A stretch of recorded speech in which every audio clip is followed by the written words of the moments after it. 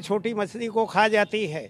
बड़े पेड़ के नीचे कोई भी पौधा पनप नहीं पाता है।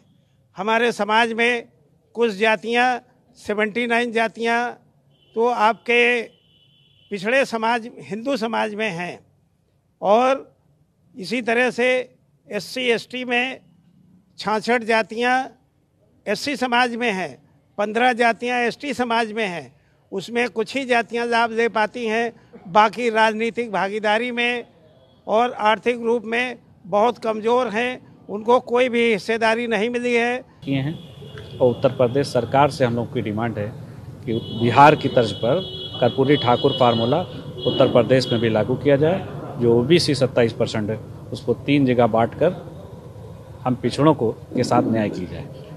अभी तक जो 27% आरक्षण OBC को मिल रहा है उसमें 2-4 बिरादरियों को ही फ़ायदा मिल पा रहा है। अगर हम लोगों का बंटवारा कर दिया जाए तो शायद हम लोगों को इसका पूरा फ़ायदा लाभ मिल जाए, जो सरकार की भी मंशा है।